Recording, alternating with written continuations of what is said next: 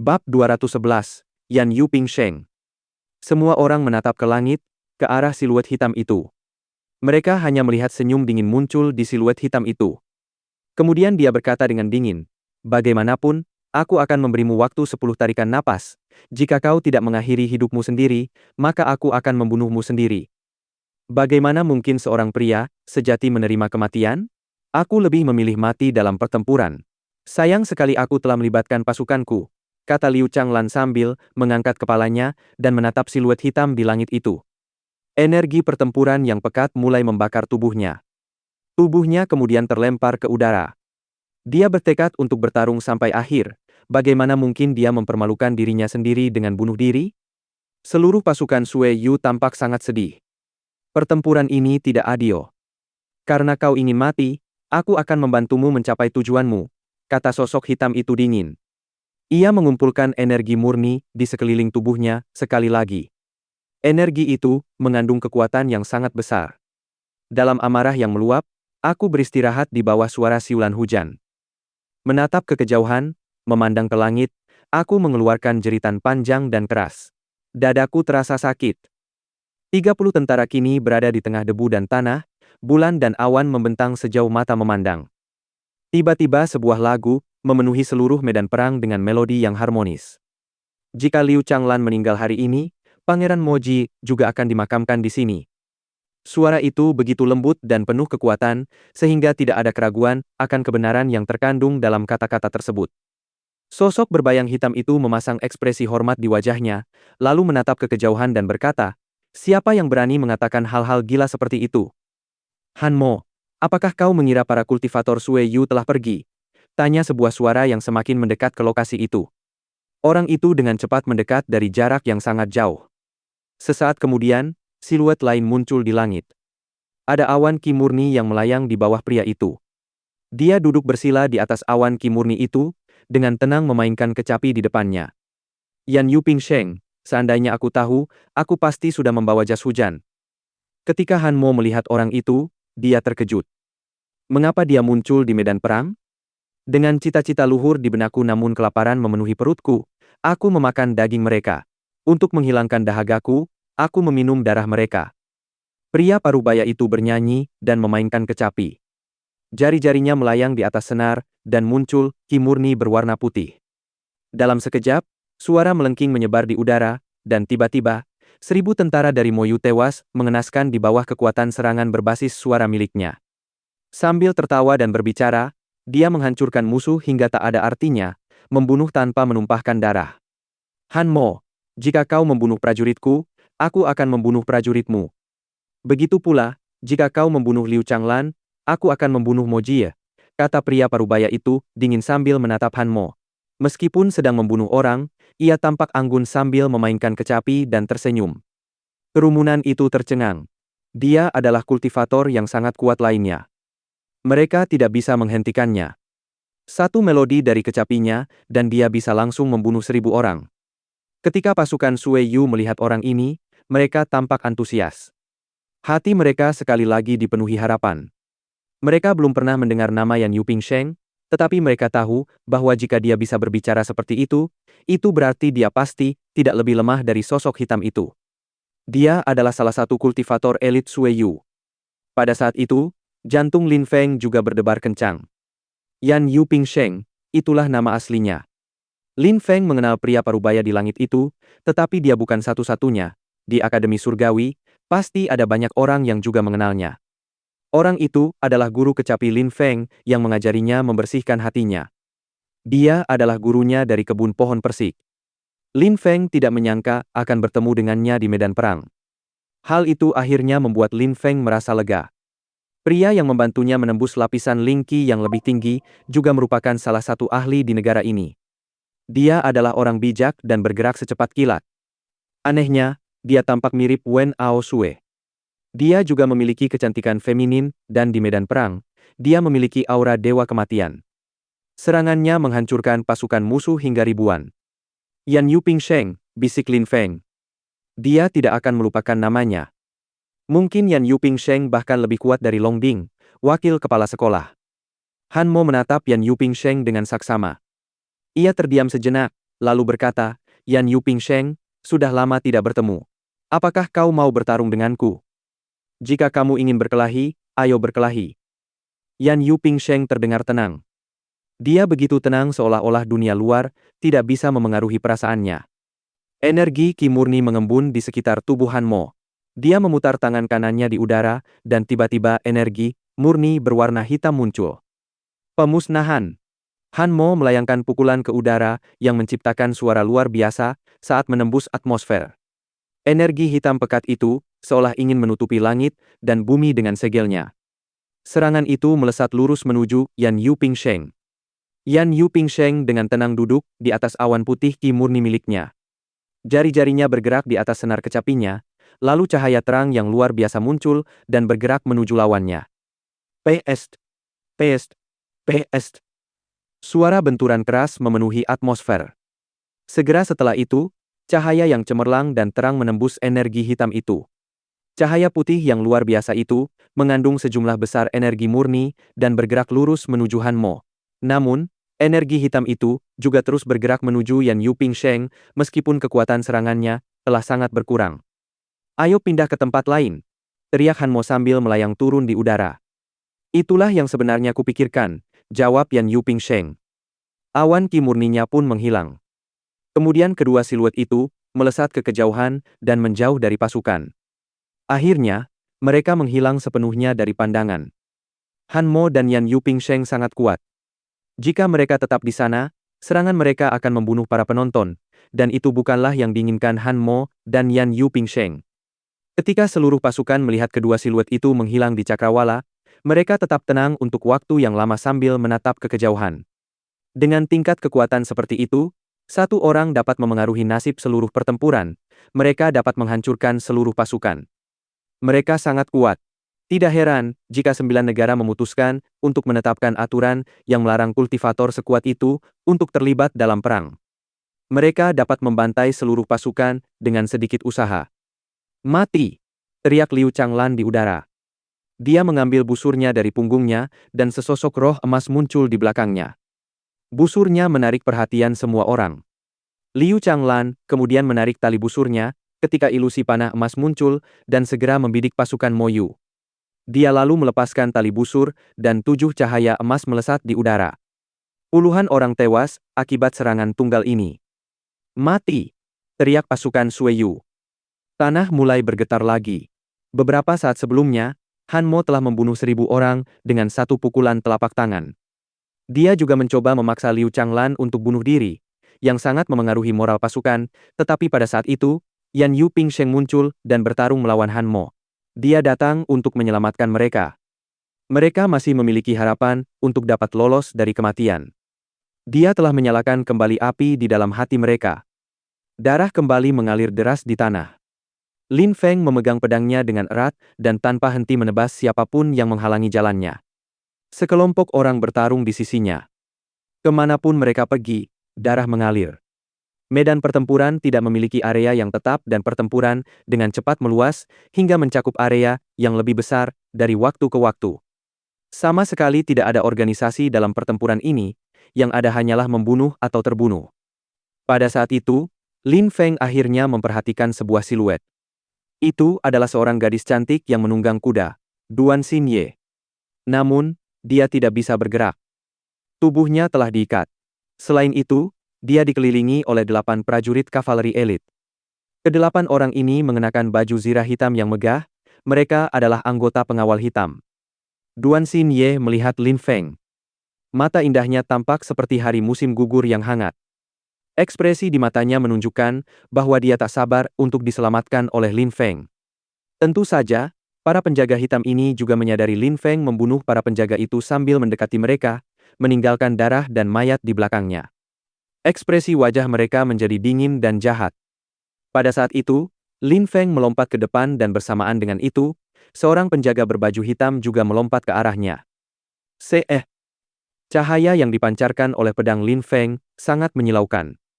Tangan penjaga hitam itu bergerak. Seketika itu, Lin Feng merasakan arus sungai deras menerjangnya. Pedangnya terombang-ambing di tengah badai serangan yang dahsyat. Terdengar suara seperti gelombang yang menghantam atmosfer. Ketika energi yang mereka lepaskan bertabrakan, Lin Feng langsung terlempar ke belakang. Ia hanya melihat bahwa pengawal hitam itu segera mendarat kembali di atas kudanya. Kemudian ia menatap Lin Feng dengan tatapan dingin. Lalu kedelapan pengawal hitam itu memacu kuda mereka ke depan dan pergi bersama sang putri. Betapa kuatnya! Para penjaga hitam ini sangat kuat. Pupil mata Lin Feng menyempit. Meskipun hanya ada 8 penjaga hitam, mereka jauh lebih kuat daripada semua orang yang telah dibunuh Lin Feng sebelumnya. Lin Feng menerjang maju sambil mengacungkan pedangnya, dan segera setelah itu, seorang prajurit jatuh dari kudanya. Lin Feng segera melompat ke atas kuda dan memacu kudanya dengan kecepatan penuh menuju ke 8 pengawal hitam itu. Duan Xinye harus diselamatkan meskipun itu mengorbankan nyawanya. Bab 212, Pengejaran Panjang. Angin menusuk telinga Lin Feng. Dia memacu kudanya dengan sekuat tenaga, berlari kencang. Dua sosok mengacungkan tombak mereka. Mereka ingin menghalangi Lin Feng, tetapi mereka hanya melihat pedangnya bersinar sesaat. Dalam sekejap, kedua sosok itu jatuh tewas ke tanah. Gerakan itu sama sekali tidak memengaruhi kecepatan Lin Feng. Lin Feng masih mengejar sang putri sambil dikelilingi medan perang yang sengit dengan orang-orang yang sekarat di sekitarnya. Lin Feng memacu kudanya dengan kecepatan penuh. Dia hampir keluar dari perbatasan Duan Ren. 9 sosok itu, tanpa ragu sedikit pun, memasuki lorong yang mengarah keluar dari perbatasan Duan Ren. Lin Feng mengikuti mereka tanpa ragu. Meskipun perbatasan Duan Ren sudah berada di bawah kendali Mo Yu, Lin Feng juga mengenakan baju zirah prajurit Mo Yu yang membuatnya tampak seperti salah satu dari mereka. Karena itu, tidak ada yang akan menyerang Lin Feng. Lin Feng, beserta kelompok yang mengikutinya, juga melewati lorong perbatasan Duan Ren dengan lancar. Melewati lorong itu, sama sekali tidak memperlambat mereka. Begitu mereka keluar dari lorong, mereka bisa melihat mayat sejauh mata memandang. Mayat-mayat yang tergeletak di tanah itu, semuanya, adalah pasukan Sue Yu. Kuda-kuda yang sangat cepat. Meskipun kuda Lin Feng berlari kencang, ia sama sekali tidak bisa mengejar para pengawal berbaju hitam.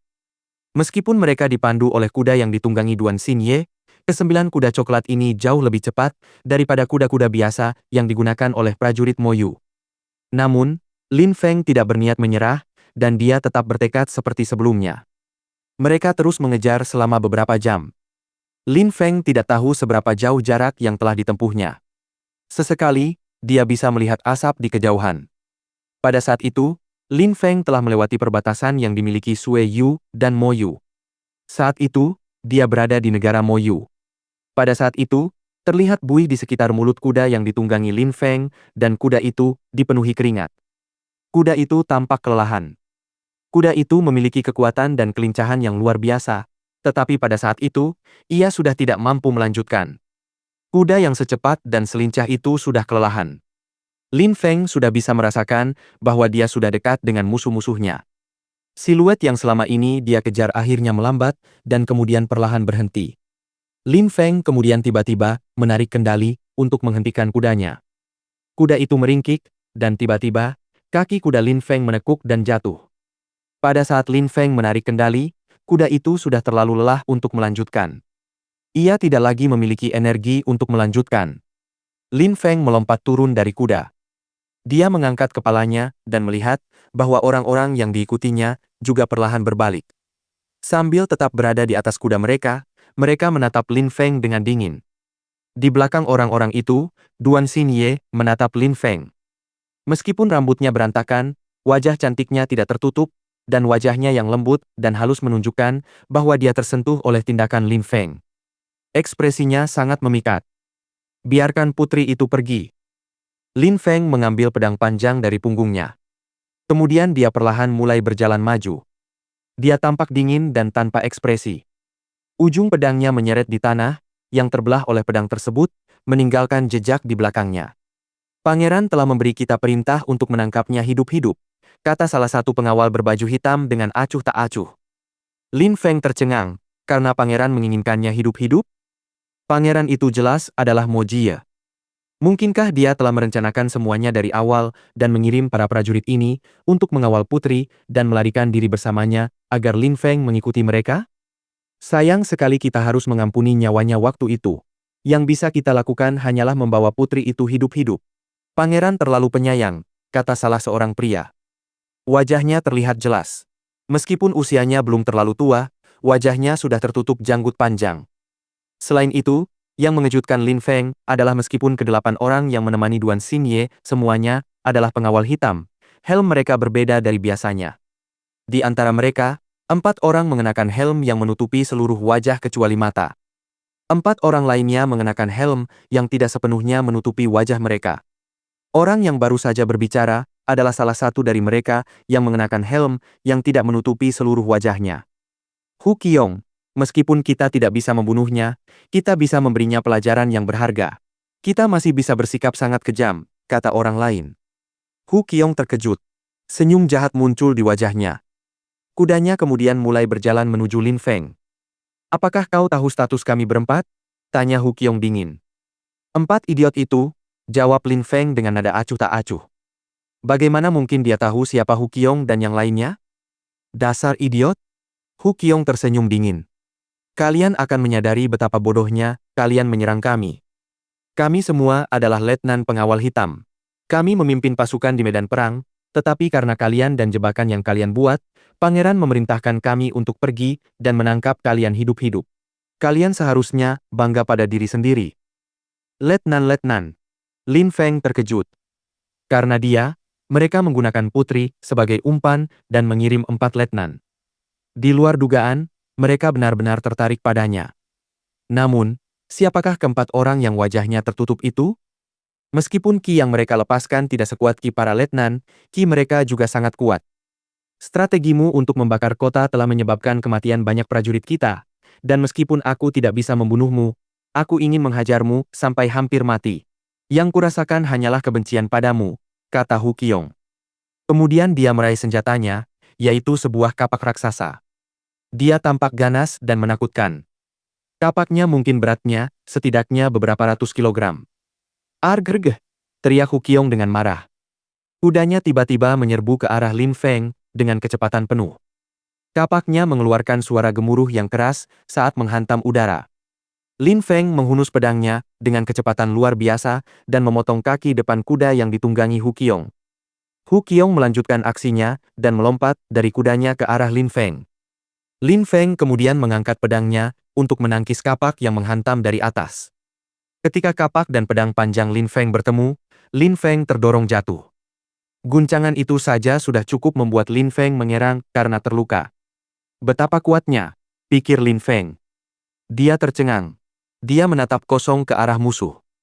Orang itu memiliki kekuatan yang sama dengan pemimpin pengawal hitam yang telah dia bunuh sebelumnya, lapisan Ling Qi ke-7. Dia 1 tingkat lebih kuat dari Lin Feng. Selain itu, tekanan kapak perang Hu Qiong yang menghantam Lin Feng terasa seperti gunung yang runtuh menimpanya, bahkan membelah tanah di bawahnya. Kau bahkan tidak bisa menahan 1 serangan pun, tawa Hu Qiong sambil meremehkan Lin Feng. Namun, ketika dia mengangkat kapaknya lagi, dia terkejut.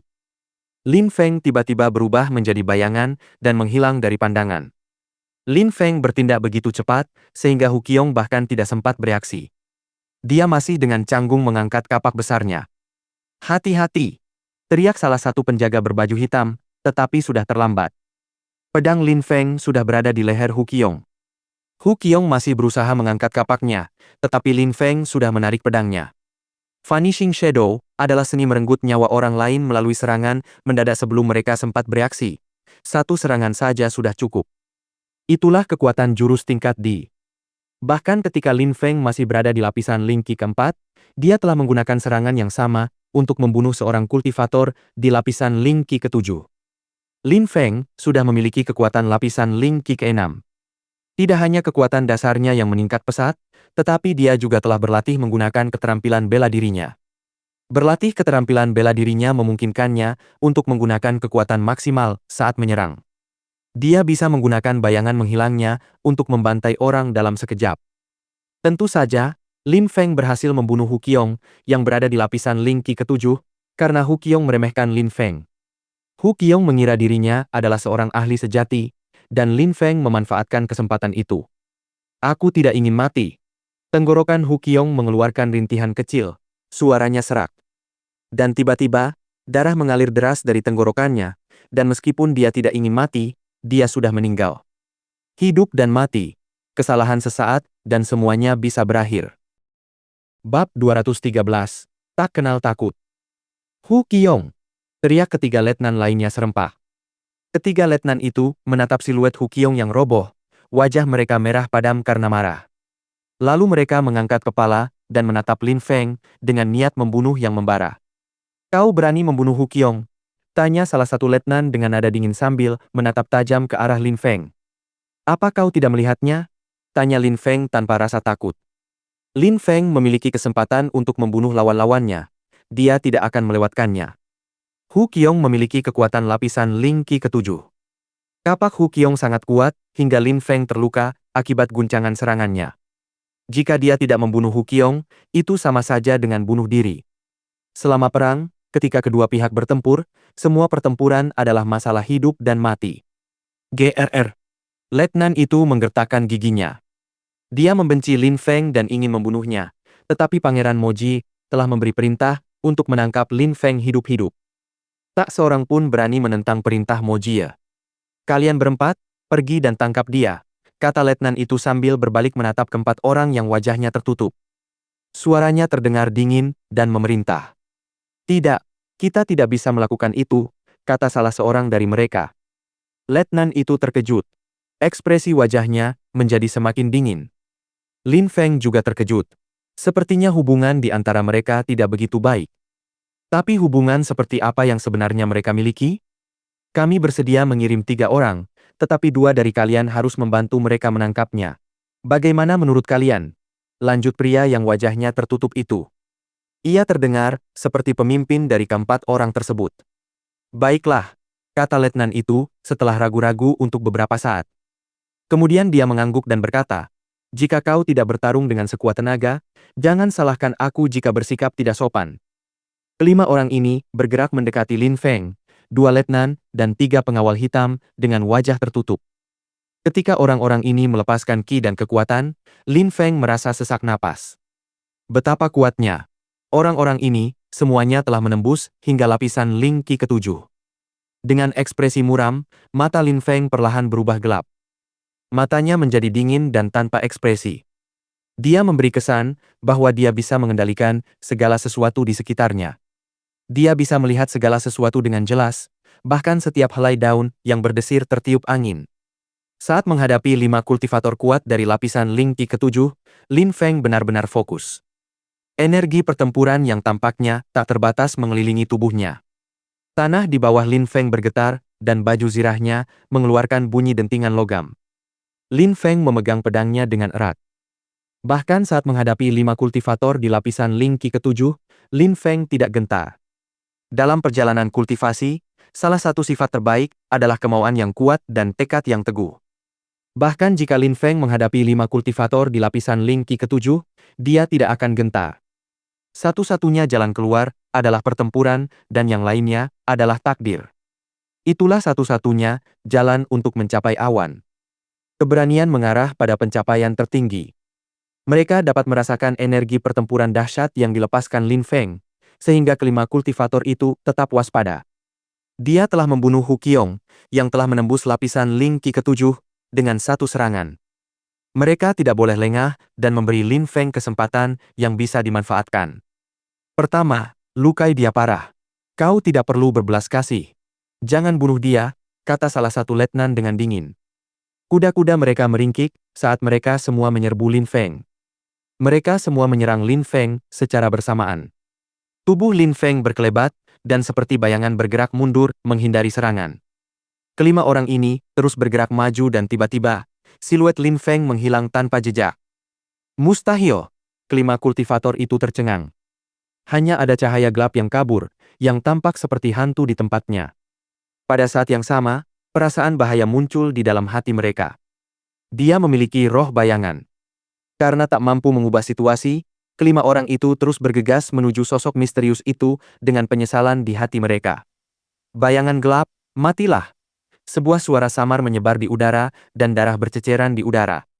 Bayangan itu melewati 2 penjaga hitam, dan segera setelah itu, Lin Feng terlihat kembali. Kelima orang ini tidak bekerja sama secara efektif. Lin Feng membelakangi dua penjaga hitam yang menyerbu ke arahnya dengan kecepatan penuh. Namun, saat mereka semakin dekat dengan Lin Feng, tubuh mereka bergetar dan mereka jatuh dari kuda mereka. Mereka sudah mati. Itu adalah bagian kedua dari jurus tingkat di bayangan silang, bayangan gelap. Kultivator dapat berubah menjadi bayangan yang hampir tak terlihat dan tak terdengar. Ini juga bagian yang belum pernah dikuasai oleh Protektor Kong.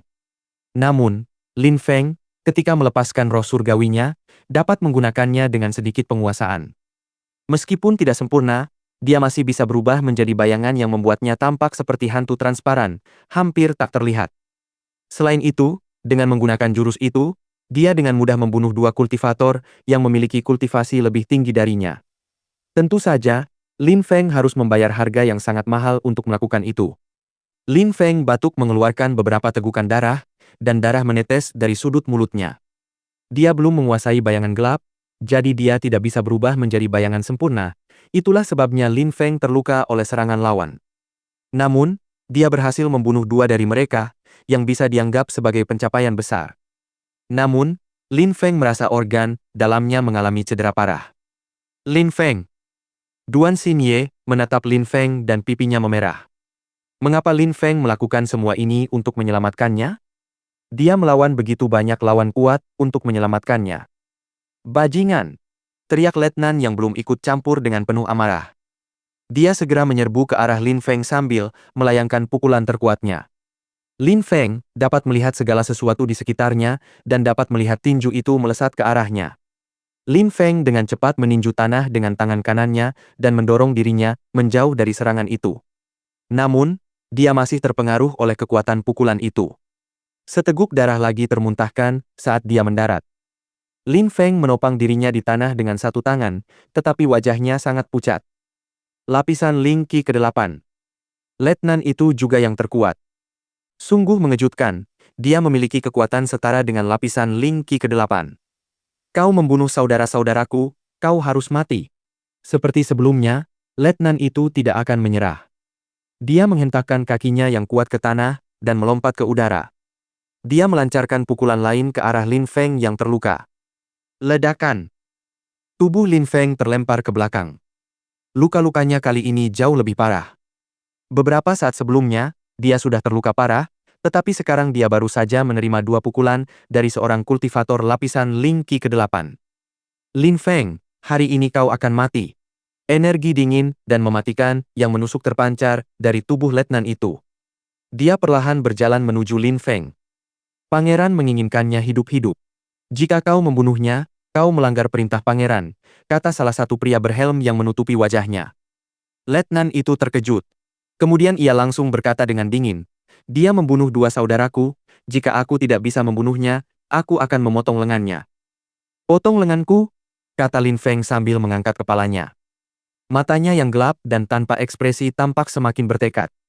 Dia berdiri dan sejumlah besar energi pertempuran muncul dari tubuhnya. Energi pertempuran ini berfluktuasi dengan sangat hebat di sekitar tubuh Lin Feng. Tiba-tiba, roh es raksasa muncul di belakang Lin Feng dan tampak menjulang ke langit. Sepertinya seluruh area langsung membeku. Suhu langsung turun drastis. Energi pedang melesat menembus atmosfer. Energi itu tajam dan mematikan. Ketika yang lain melihat itu, mereka tercengang. Lin Feng masih mampu melepaskan energi pertempuran yang luar biasa. Kemauan dan tekadnya sungguh luar biasa. Dia melangkah maju dengan tenang dan tanpa emosi, tetapi setelah langkah itu, energi pertempuran di sekitar tubuh Lin Feng berubah menjadi badai dahsyat yang mulai mengamuk di tengah es. Letnan itu tercengang. Dia menyipitkan matanya.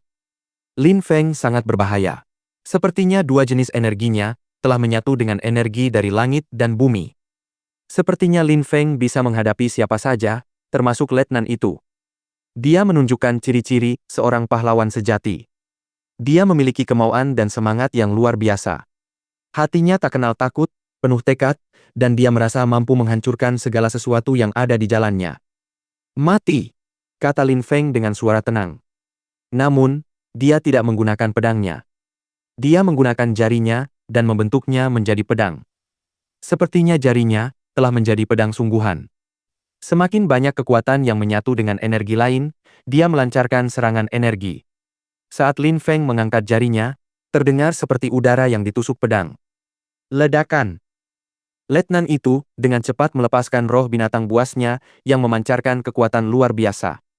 Itu adalah roh yang sangat kuat, seekor binatang buas besar yang tampak seperti gunung kecil. Ia merasa bahwa Lin Feng sangat berbahaya. Meskipun ia telah menembus lapisan Ling Qi ke-8, ia yakin bahwa ia perlu menggunakan seluruh kekuatannya untuk melawan Lin Feng. Ia menggunakan serangan terkuatnya, tinju kelupaan, dan menerjang ke arah Lin Feng. Boom! Tanah bergetar. Angin yang sangat kencang bertiup di antara mereka, awan debu beterbangan dengan dahsyat ke segala arah. Kembali. Lin Feng terdorong mundur dengan keras, tetapi mengabaikan darah yang keluar dari mulutnya.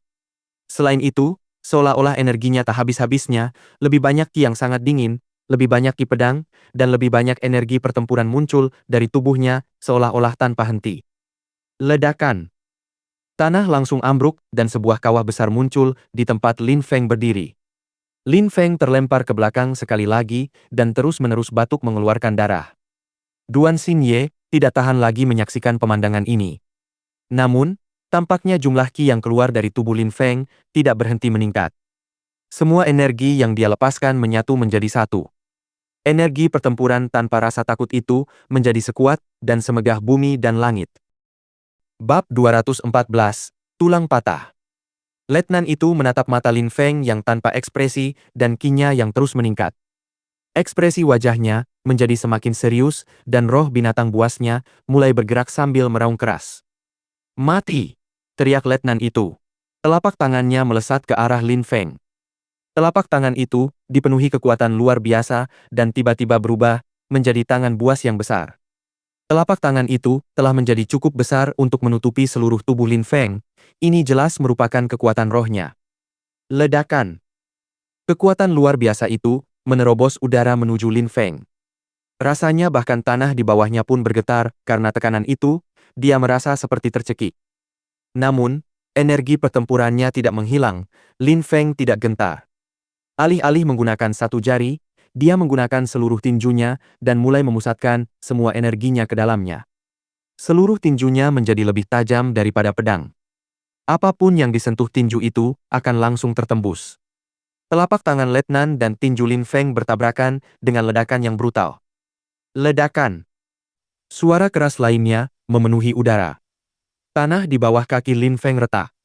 Letnan itu seperti binatang buas yang besar dan menyerang seperti gunung yang runtuh menimpa Lin Feng. Suara-suara itu tiba-tiba berhenti dan kemudian kekuatan luar biasa dari tangan letnan itu mulai menekan tubuh Lin Feng. Lin Feng merasa tulang dan organ dalamnya akan meledak. Dia terluka parah tetapi masih berdiri tegak dan tidak bergerak mundur sama sekali, yang menyebabkan semua orang menatapnya dengan tatapan kosong. Setelah beberapa saat, suasana menjadi hening.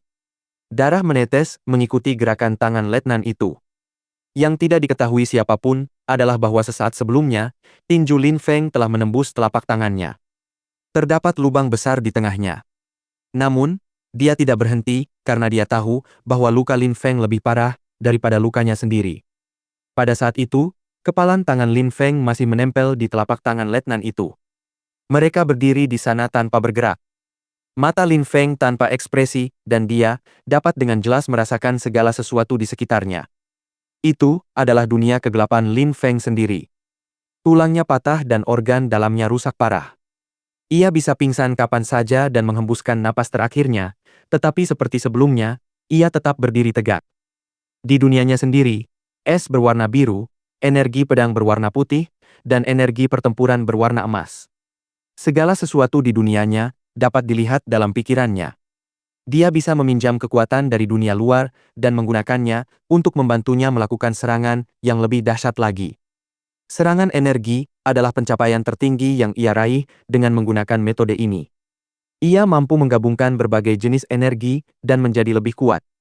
Yang mengejutkan, setiap serangan bisa jauh lebih kuat ketika digabungkan daripada ketika menggunakan sejumlah besar kekuatan tunggal.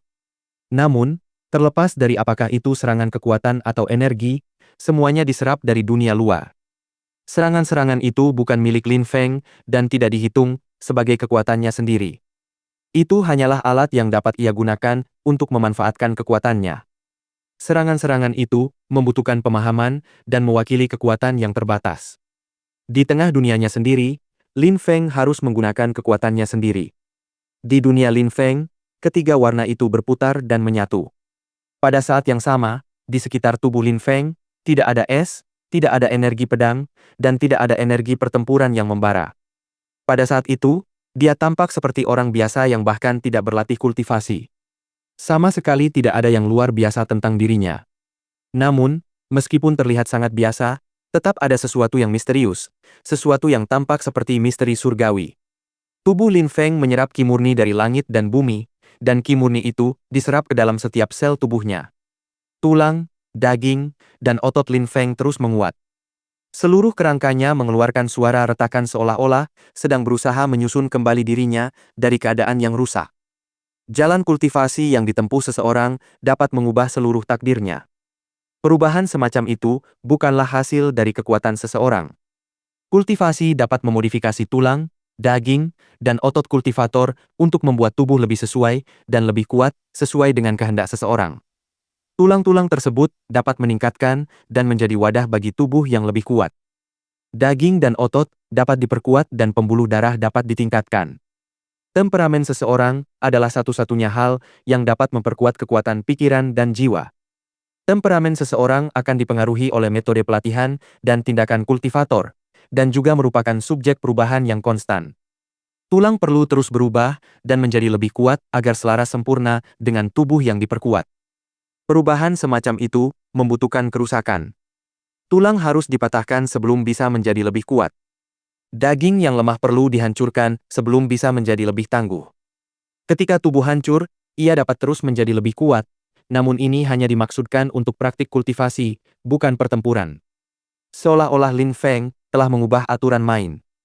Ia baru saja menembus lapisan Ling Qi ke-6 dan tulangnya telah patah akibat kerusakan eksternal. Ini bukan hasil dari proses kultivasi, melainkan selama pertempuran. Namun, Lin Feng menggunakan kekuatan eksternal untuk mendapatkan pemahaman yang lebih baik tentang kultivasi dan untuk memperkuat tubuhnya. Meskipun tulangnya patah, dia masih berdiri. Orang-orang yang hadir tercengang.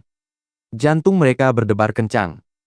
Mereka bisa merasakan bahwa Lin Feng telah berubah, tetapi mereka tidak bisa mengatakan apa yang telah berubah darinya. Dia masih tampak seperti orang yang sama seperti sebelumnya. Temperamennya telah berubah sepenuhnya. Pada saat itu, seolah-olah Lin Feng, langit, dan bumi berada dalam harmoni yang sempurna. Sepertinya jati dirinya yang sebenarnya akhirnya terungkap. Lin Feng tampak sangat berbahaya saat itu. Letnan yang bertarung melawannya memiliki keunggulan yang jelas, tetapi dia tidak bisa menahan perasaan firasat buruk seolah-olah dia berada dalam bahaya besar. Perasaan tidak aman itu membuatnya cepat bertindak lagi. Dia menghentakkan kakinya ke tanah, seperti binatang buas yang besar. Tanah bergetar, dan awan debu mengepul ke udara. Letnan itu mengangkat kepalanya, dan menyerbu, seperti orang gila ke arah Lin Feng. Telapak tangan raksasa muncul lagi, dan menyerbu ke arah Lin Feng. Lin Feng menggerakkan tangannya sedikit, dan segera mengayunkan tangannya ke arah telapak tangan ilusi itu. Cahaya terang memenuhi udara akibat benturan tersebut. Ketika cahaya itu menghilang, aroma darah memenuhi udara. Sebuah tangan telah terputus dan terlempar ke udara. Segera setelah itu, terdengar jeritan yang sangat keras dan menyakitkan. Ah, tanganku! Beberapa saat kemudian, letnan itu menyadari bahwa tangannya hilang. Dia melihat lengan kirinya, tetapi tidak ada tangan yang terpasang, hanya aliran darah yang mengalir deras dari lengannya. Ekspresi mengerikan terpampang di wajahnya. Bagaimana ini mungkin? Bahkan sebagian besar kultivator lapisan Ling Qi ke-7 yang menggunakan senjata pun tidak akan mampu melukai kulitnya. Roh binatang buasnya sangat kuat. Saat menggunakan roh binatang buasnya, kemampuan menyerang dan bertahannya sangat menakutkan. Namun, pada saat itu, tangannya dengan mudah terpotong. Dia bahkan tidak tahu dari mana cahaya terang dan cemerlang itu berasal. Tidak ada senjata sama sekali di tangan Lin Feng. Orang-orang lain juga menatap Lin Feng. Mereka tercengang. Cahaya terang dan cemerlang beberapa saat sebelumnya adalah tangan Lin Feng. Pada saat itu, Lin Feng tidak lagi terlihat biasa saja, dia berdiri di sana dan seluruh tubuhnya tampak seperti telah berubah menjadi pedang, pedang yang sangat menakutkan. Tubuhnya adalah pedang dan pedangnya adalah tubuhnya.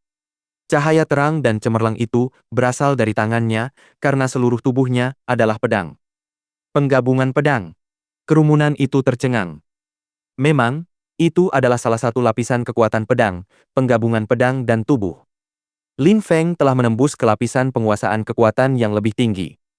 Lin Feng hanya memiliki kekuatan lapisan Ling Qi ke-6, tetapi secara mengejutkan mampu memahami beberapa misteri lapisan Xuan Qi, yang bahkan beberapa kultivator lapisan Xuan Qi pun tidak dapat memahaminya. Bakat dan kecerdasannya yang alami sungguh luar biasa. Potong! Seru Lin Feng dengan suara rendah. Lin Feng mengangkat tangannya lagi. Letnan itu menutupi luka di lengannya dengan tangan lainnya dan tiba-tiba gemetar ketakutan. Ia ingin mundur, tetapi sudah terlambat. Cahaya terang misterius itu muncul lagi dan menebas tenggorokan letnan itu seperti kilat. Wajahnya tiba-tiba tampak kaku dan ia langsung roboh. Seorang kultivator tingkat Ling Qi ke-8 telah meninggal. Dengan kekuatannya, Lin Feng telah membunuh 3 kultivator tingkat Ling Qi ke-7 serta 1 kultivator tingkat Ling Qi ke-8. Dari 8 penjaga berbaju hitam itu, tersisa 1 letnan serta 3 orang yang wajahnya ditutupi. Lin Feng berbalik dan melihat salah satu orang yang wajahnya tertutup, dia berada di sebelah putri. Orang itu segera minggir dan membuka jalan bagi Lin Feng. Kemudian dia berkata, "Putri itu milikmu." Lin Feng tercengang, dia bergerak mendekati putri dan menatap pria yang wajahnya tertutup, dan dia melihat pria itu bergerak ke arah 3 orang yang selamat yang tersisa. "Kau tidak akan membunuhnya?" tanya letnan terakhir yang tersisa dengan dingin sambil menatap pria yang wajahnya tertutup. "Hanya ada 4 orang di antara kita. Bahkan jika kita semua menyerang bersama-sama, kita hanya memiliki sedikit peluang untuk menang," kata pria yang wajahnya tertutup sambil bergerak mendekati letnan itu. Kemudian tiba-tiba ia berubah menjadi bayangan, melompat dari kudanya, dan bergegas menuju letnan terakhir yang tersisa. Angin yang sangat kencang keluar dari tangannya dan menghantam dada letnan itu. Jantung letnan itu berdebar kencang, organ dalamnya telah rusak parah akibat serangan itu. "Kau!" Sang letnan ingin berbicara, tetapi kemudian ia melihat pria bertopeng itu melakukan serangan terakhir terhadapnya. Sang letnan kemudian jatuh dari kudanya, tewas. Bab 215, Cinta yang Menyakitkan. Lin Feng tampak terkejut. 2 orang lainnya yang wajahnya tertutup helm juga menatap Lin Feng. Tatapan aneh terpancar dari mata mereka.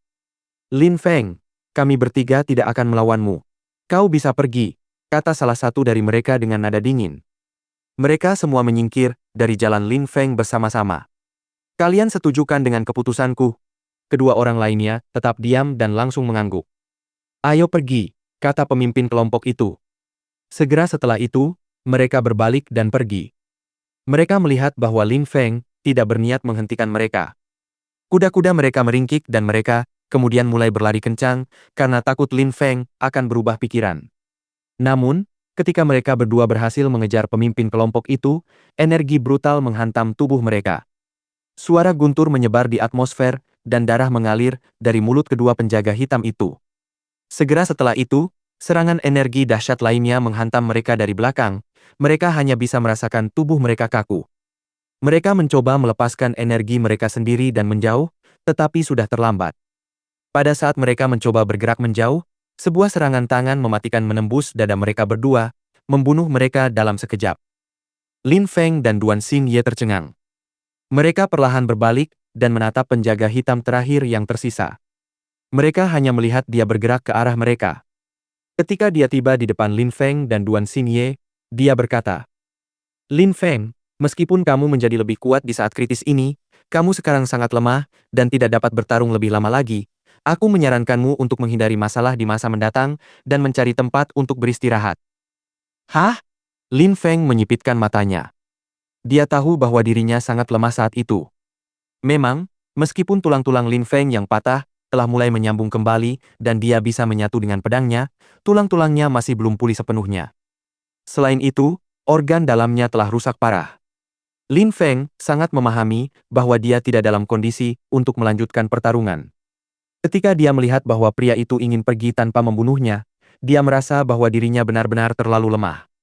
Selain itu, Lin Feng tidak mengerti mengapa orang itu bersedia membantunya. Siapakah orang itu sebenarnya?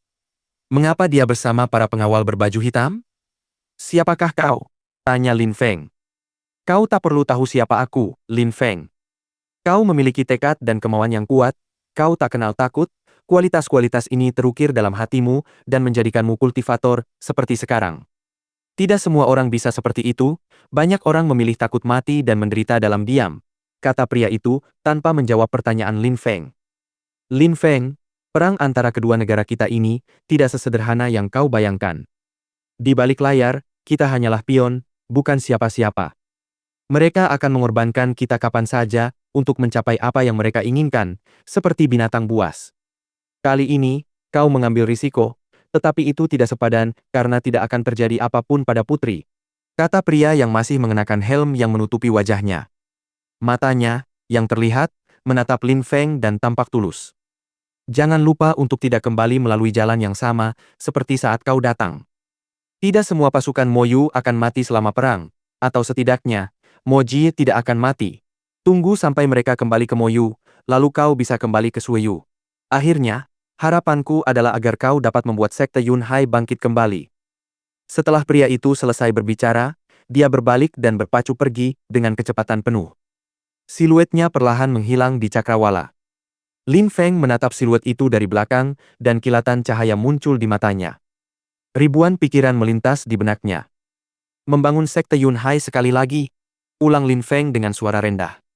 Pria itu mengatakan bahwa Lin Feng bertekad dan tak kenal takut, bahwa nilai-nilai ini tertanam dalam hatinya, dan mengatakan bahwa banyak orang menderita dalam diam karena takut akan nyawa mereka. Mungkin orang ini sedang berbicara tentang dirinya sendiri, menderita dalam diam untuk menyelamatkan nyawanya sendiri. Orang itu pasti mantan anggota sekte Yunhai. Memang benar, orang itu memang mantan anggota sekte Yunhai. Selain itu, dia memilih untuk berlindung di halaman suci Sueyu untuk menyelamatkan nyawanya sendiri. Itulah sebabnya dia mengucapkan kata-kata itu. Orang itu memiliki keterampilan sejernih air. Dia sangat kuat dan telah menembus lapisan Ling Qi ke-8. Dalam benak Lin Feng, dia hanya bisa memikirkan satu orang. Ada seorang murid yang sangat kuat di sekte Yunhai. Ling Hu Hishan. Orang itu dulunya adalah murid pertama dari murid inti sekte Yunhai, Ling Hu Hishan. Lin Feng, perang antara kedua negara kita ini tidak sesederhana yang kau bayangkan. Di balik layar, kita hanyalah pion, bukan siapa-siapa. Mereka akan mengorbankan kita kapan saja untuk mencapai apa yang mereka inginkan, seperti binatang buas. Kali ini, kau mengambil risiko tetapi itu tidak sepadan karena tidak akan terjadi apapun pada sang putri. Lin Feng teringat kembali kata-kata Ling Hu Hishan. Jantungnya berdebar kencang. Memang benar, Ling Hu Hishan berada di sisi sang putri, yang berarti keempat pria berhelm yang menutupi wajah mereka adalah murid-murid dari halaman suci Sueyu. Para siswa dari halaman suci Sueyu, serta para pengawal hitam, telah bekerja sama untuk mengamankan sang putri. Orang-orang yang seharusnya menjadi musuh bebuyutan ternyata berkolaborasi. Pemimpin pasukan Moyu adalah Moji dan pemimpin halaman suci Sueyu adalah Duan Tianlang. Saat Lin Feng memikirkan hal itu, niat membunuh yang dingin menyerbu seluruh tubuhnya dan menembus hingga ke jantung dan bahkan tulangnya. Perang ini seperti permainan catur. Hasilnya telah direncanakan sejak awal. Fakta bahwa sang putri telah diculik, kekacauan di antara pasukan, nyawa ratusan ribu tentara, semuanya telah direncanakan sejak awal dan merupakan bagian dari rencana mereka. Semuanya telah direncanakan agar orang-orang di balik layar dapat mencapai tujuan mereka. Orang-orang ini menginginkan Lin Feng mati, itulah sebabnya mereka menangkap sang putri di hadapan Lin Feng dan kemudian menyalahkan Liu Changlan. Tragedi itu telah menyebabkan kematian ratusan ribu orang. Namun, Lin Feng telah melakukan yang terbaik untuk menggagalkan rencana mereka. Dia tidak mau menyerah dan telah berusaha keras untuk menemukan sang putri. Tapi apakah itu benar-benar sepadan? Untungnya, Lin Feng tidak meninggal. Dia telah memperoleh pencerahan melalui pertempuran dan telah mempelajari cara menguasai fusi pedang. Dia jauh lebih kuat sekarang daripada sebelumnya. Lin Feng berdiri di sana sambil tetap diam. Akhirnya, dia bergerak dan menarik napas dalam-dalam, semua pikirannya lenyap seperti asap. Lin Feng memiliki hati nurani yang bersih dan tetap teguh pada keyakinannya. Itu sudah cukup. Plot dan konspirasi untuk mengambil nyawanya itu justru membantunya menjadi lebih kuat. Jalan kultivasinya akan memungkinkannya mencapai awan dan menghancurkan segala rencana jahat atau konspirasi yang menghalangi jalannya. Lin Feng berbalik dan menatap Duan Xinye dengan tatapan dingin dan acuh tak acuh. Ekspresinya benar-benar tanpa ekspresi, seolah-olah sedang menatap orang asing. Lin Feng! Seru Duan Xinye saat melihat ekspresi Lin Feng. Ekspresi dingin Lin Feng membuat jantungnya berdebar kencang. Dia hanya melihat Lin Feng mengangkat tangannya, dan dalam sekejap, sulur-sulur yang melilit tubuhnya terputus. Setelah selesai berbicara, Lin Feng berbalik dan pergi, tanpa diduga mengabaikan Duan Xinye. Awalnya, dia adalah orang baik dan aman di dalam ibu kota. Namun karena dia memutuskan untuk datang ke medan perang, ratusan ribu orang harus mati.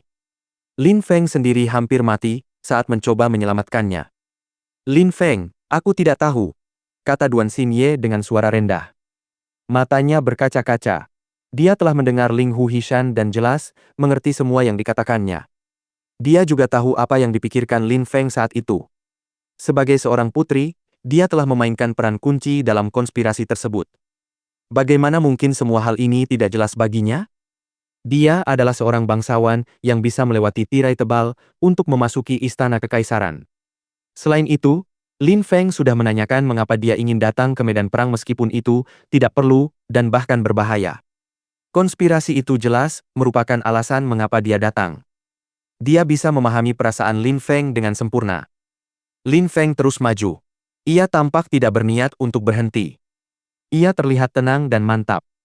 Lin Feng, aku benar-benar tidak tahu, kata Duan Xinye, air mata mengalir dari matanya.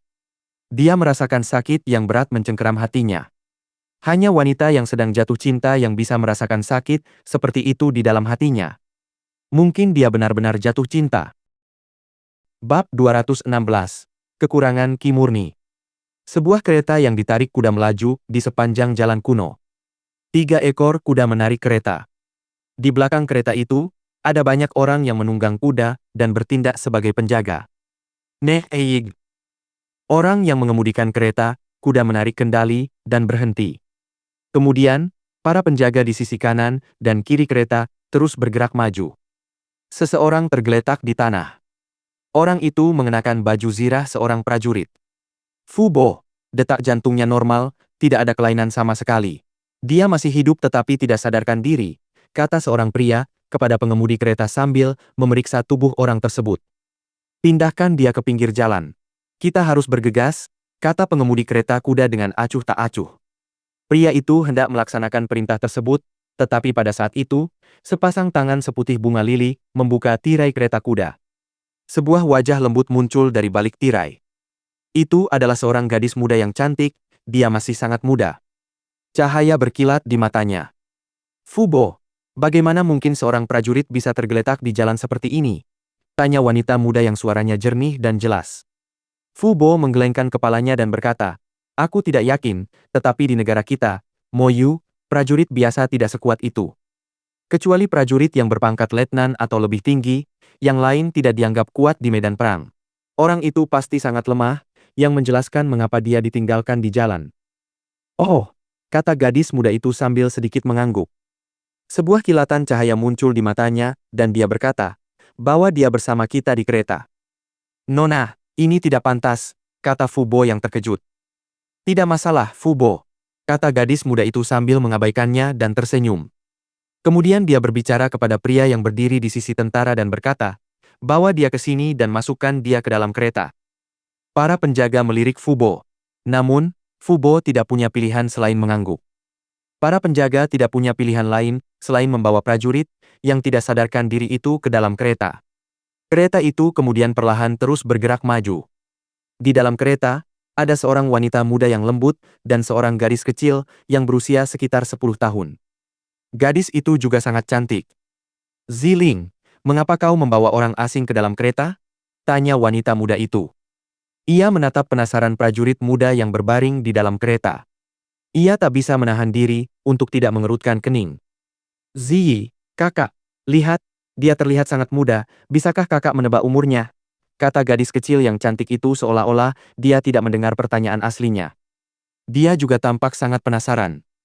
Ziling melirik Ziyi dan sedikit menggelengkan kepalanya. Kemudian dia menatap pemuda yang berbaring itu dan mengerutkan kening. Tiba-tiba, dia tampak bingung. Betapa tampan dan menawan pemuda ini, pikir Ziyi sambil menghela napas. Meskipun pemuda itu tidak sadarkan diri, wajahnya tetap lembut, alisnya menawan, dan pipinya terlihat sangat halus. Seluruh tubuhnya tertutup debu dari jalanan. Pemuda itu tidak terlihat seperti seorang tentara, mengapa dia mengenakan baju zirah? Ziyi, Kak, pemuda itu dan kau sepertinya seumuran. Dia sangat tampan. Kalian akan menjadi pasangan yang sempurna, kata Ziling. Jangan bicara omong kosong, kata Ziyi. Ziyi, Kak, aku hanya bercanda. Aku tahu suamimu pasti lebih kuat darimu. Kau sudah menembus lapisan Lingki ketiga, kau jenius. Dia masih sangat muda dan seorang prajurit, bagaimana mungkin dia lebih kuat darimu? Kata Ziling sambil tersenyum. Ziyi hanya menggelengkan kepalanya. Ziling, daripada membicarakan aku, seharusnya kau membicarakan kultivasimu, terutama kemampuan pedangmu. Hehe, Ziling tertawa. Ziling kemudian berkata, Ziyi, saudari, mengapa Ziqiong tiba-tiba ingin menikah? Aku tidak menyangka dia punya gadis yang disukainya. Ketika Ziyi mendengar Ziling, dia mengerutkan kening dan langsung berkata, hari persembahan untuk para dewa dan leluhur semakin dekat. Ziqiong perlu menikah untuk mendapatkan akses ke area terlarang. Karena itu, pernikahannya adalah hal yang sangat wajar. Mengenai gadis itu, ku dengar mereka baru saling mengenal beberapa hari. Kalau tidak, aku tidak tahu lebih banyak darimu. Secercah cahaya muncul di mata Ziling, lalu dia menggelengkan kepalanya sebagai tanda bahwa dia tidak mengerti hal-hal yang rumit seperti itu. Namun pada saat itu, pemuda yang terbaring di dalam kereta itu menggerakkan jarinya. Ziling terkejut dan berkata, dia sudah bangun. Kemudian, tangan pemuda itu mulai bergerak. Seketika itu, ia membuka matanya. Mata pemuda itu besar dan indah, tetapi pada saat itu, matanya menunjukkan keraguan. Pemuda itu adalah Lin Feng. Pada hari itu, setelah percakapan dengan Duan Xinye, dia meninggalkannya dan berjalan cukup jauh. Dia tidak merasa ada yang salah dengan tubuhnya, tetapi tiba-tiba, dia pingsan dan tidak tahu apa yang terjadi setelah itu. Dia tidak tahu apa yang terjadi. Dia bahkan tidak tahu berapa hari telah berlalu sejak saat itu. Ziling dan Ziyi terkejut ketika melihat Lin Feng. Betapa tampannya pemuda itu. Saat itu, matanya terbuka saat ia berbaring di lantai kereta. Di mana aku? Tanya Lin Feng sambil menatap kedua gadis itu. Dia tampak bingung. Kau sudah bangun. Namaku Ziling. Kau tergeletak di jalan dan kami secara tidak sengaja menemukanmu, jadi kami membawamu ke dalam kereta kami, kata Ziling sambil terus berkedip. Kemudian dia berkata, oh ya, bagaimana kau bisa pingsan di jalan itu? Dan apakah kau seorang tentara? Apa pangkat militermu? Seberapa kuat kau? Ziling terus-menerus mengajukan pertanyaan yang membuat pikiran Lin Feng berputar. Dia berkata dengan suara lemah, apakah boleh aku bangun dulu? Oh, oke, kata Ziling sedikit malu. Segera setelah itu, Lin Feng, yang sedang berbaring di lantai, berdiri dan duduk di seberang gadis itu. Namaku Lin Feng. Aku pingsan karena terluka. Aku hanyalah seorang prajurit biasa. Kekuatanku adalah... Sambil berbicara, Lin Feng mencoba mengumpulkan sebagian ki murninya, tetapi kemudian, dia tiba-tiba tampak terkejut. Dia hanya merasa hampa di dalam dirinya, dan bahkan tidak ada jejak ki murni. Ada apa? Jantung Lin Feng berdebar kencang. Matanya berkaca-kaca. Dia ingat bahwa dia telah menjadi lebih kuat. Seharusnya dia menjadi jauh lebih kuat, tetapi pada saat itu, secara mengejutkan dia tidak mampu memadatkan ki murni. Tidak ada ki murni lagi di dalam tubuhnya. Ada apa? Tanya Ziling ketika melihat ekspresi wajah Lin Feng berubah drastis. Kemudian dia bertanya, kau baru saja akan memberitahu kami seberapa kuat dirimu. Lin Feng melirik Ziling, dan segera setelah itu, dia menutup matanya. Dia masih bisa melihat dengan jelas segala sesuatu di sekitarnya. Bahkan tanpa melepaskan lapisan pertama roh surgawinya, dia masih mampu merasakan setiap bagian tubuhnya, otot, daging, dan pembuluh darah. Dia dapat merasakan dengan sempurna segala sesuatu yang terjadi di dalam tubuhnya. Jika Lin Feng mau, dia bisa merasakan segala sesuatu yang terjadi di sekitarnya hingga radius 1000 kilometer. Seluruh dunia akan menjadi gambaran dalam pikirannya. Memang, aku menjadi lebih kuat dan bahkan sepertinya tulang, daging, dan ototku jauh lebih kuat dari sebelumnya. Lin Feng membuka matanya dan menggunakan satu tangan untuk meninju telapak tangan lainnya dengan keras. Dia telah mendapatkan kekuatan yang mengesankan. Meskipun tidak ada ki murni, jika mempertimbangkan kekuatan tubuhnya, dia jauh lebih kuat daripada sebelumnya. Itu berarti dia sekarang memiliki konstitusi yang lebih kuat. Namun, Lin Feng terus berusaha mengendalikan ki murni, tetapi ada sesuatu yang salah, sepertinya sama sekali tidak ada ki murni di dalam tubuhnya. Apa yang sebenarnya terjadi padaku? Pikir Lin Feng sambil mengerutkan kening. Dia menjadi lebih kuat tetapi tidak memiliki ki murni. Apa maksudnya itu? Mungkinkah setelah dia menjadi lebih kuat dan menguasai teknik penggabungan pedangnya, sesuatu yang aneh terjadi pada tubuhnya? Mengapa ki murninya habis?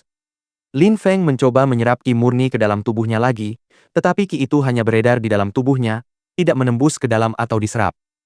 Sepertinya dunia luar dan bagian dalam tubuhnya benar-benar terpisah. Apapun yang dia coba, sepertinya alam semesta tidak setuju. Lin Feng belum pernah mendengar kondisi seperti itu, apalagi melihatnya. Dia tidak mengerti apa yang terjadi padanya. Lin Feng mengerutkan kening cukup lama, lalu mencoba rileks. Kultivasinya sepertinya tidak terganggu.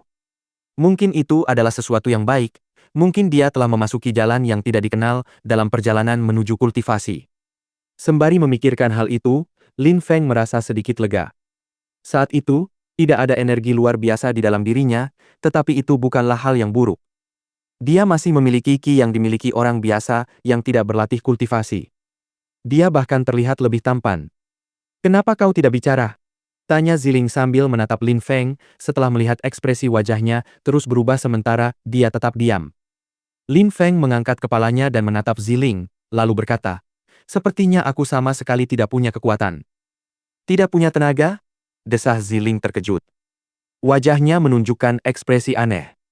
"Jadi, kau hanya sampah?" tanya Zi terus terang. Dia mengerutkan kening. Seseorang yang tidak memiliki kekuatan jelas-jelas adalah sampah. Di benua ini, tidak ada seorang pun yang bisa mendapatkan kedudukan tinggi dalam masyarakat jika mereka tidak kuat. Mereka akan secara sistematis disingkirkan meskipun mereka tampan. Pada saat itu, dia menatap Lin Feng dengan jijik. Bab 217. Misteri Budidaya.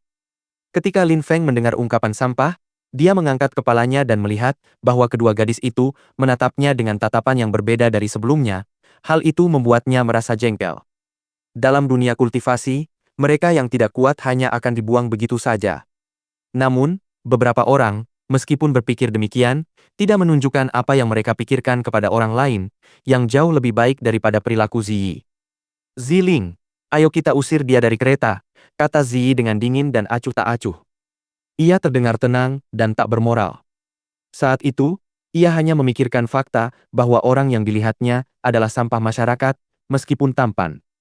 "Bukankah kau seorang prajurit? Kenapa kau tidak berlatih kultivasi? Bukankah kau setidaknya sudah menembus lapisan ki?" tanya Ziling sambil menatap Lin Feng. Lin Feng menatapnya dengan tatapan aneh. "Aku terluka dan sekarang sepertinya aku tidak punya kekuatan sama sekali," kata Lin Feng sambil menggelengkan kepalanya. Dia tidak akan marah karena kata-kata Ziyi. Lin Feng baru saja melewati perang. Dia telah melalui banyak hal mengerikan dan melihat lautan darah mengalir di medan perang. Hatinya telah matang dan dia menyadari bahwa tindakannya sebelumnya kekanak-kanakan. Temperamennya telah berkembang, sekarang akan sulit baginya untuk terpengaruh oleh kata-kata orang lain. "Oh," kata Ziling sambil mengangguk. Ia menatap Lin Feng dengan wajah termenung, seolah sedang memikirkan solusi untuk Lin Feng.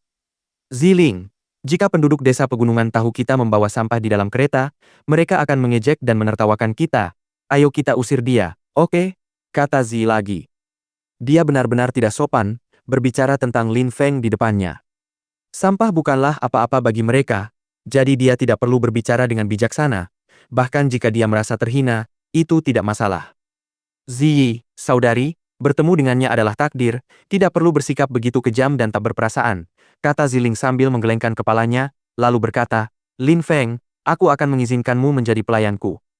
Kau akan berada di bawah pengawasanku dan kau bisa memasuki desa pegunungan kami." "Pelayan?" Lin Feng terkejut. "Menjadi budaknya?" Dalam hatinya, ia tersenyum kecut. Ia tak menyangka akan dipaksa menjadi pelayan seperti itu, tetapi ia masih berada di wilayah Moyu dan tidak mampu menyerap ki murni. Ia tidak memiliki kultivasi. Jika ia berkelana sendirian, ia mungkin akan menghadapi situasi berbahaya. Oleh karena itu, lebih baik baginya untuk bertindak sebagai pelayan. Jika ia pulih kekuatannya, siapa yang berani memperlakukannya seperti seorang pelayan? Lin Feng mengangguk sedikit dan tidak mengungkapkan pendapatnya. Bagus sekali, kalau begitu sudah diputuskan, kata Ziling sambil tersenyum. Ziyi tetap diam sambil menggelengkan kepalanya. Desa pegunungan Ziwei dikelilingi oleh pegunungan. Tempat ini tenang dan indah. Letaknya di sebelah utara Moyu. Desa ini memiliki pengaruh besar dan merupakan wilayah kekuasaan klan Zi. Konon, kultivator terkuat dari klan Zi berada di lapisan Xuanqi. Selain itu, klan Zi sangat tua, bahkan lebih tua dari negara Moyu. Namun, seiring berjalannya waktu, pengaruhnya menurun.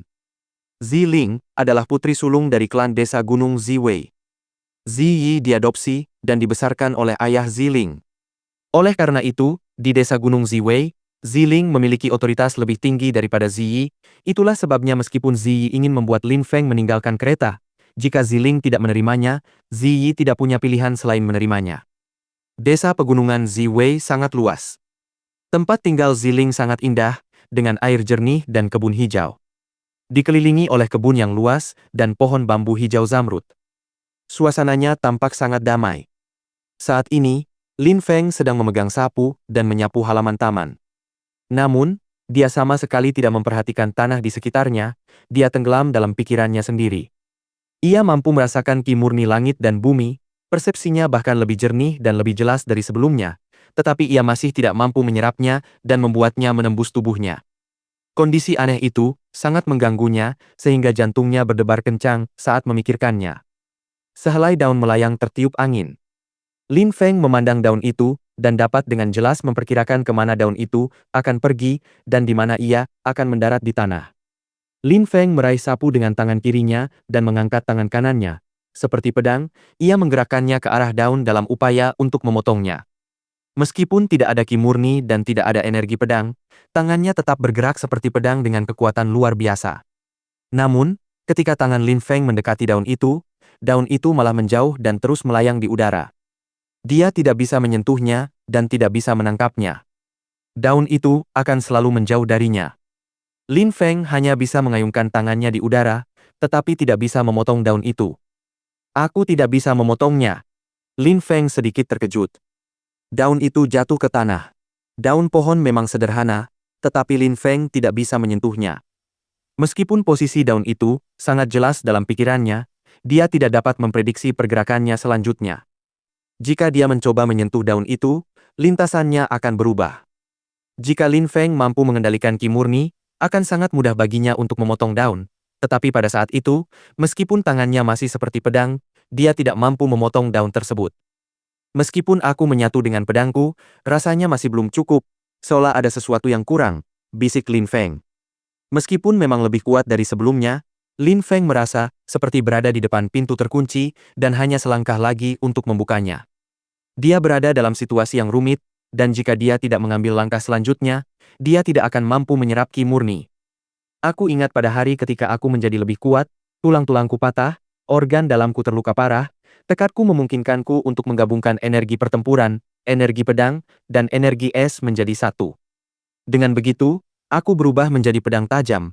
Yang kupikirkan saat itu lebih tentang pedangku daripada serangan energi. Aku berhasil melakukan fusi pedang. Tekadku lah yang memainkan peran penting dalam membuatku menjadi lebih kuat.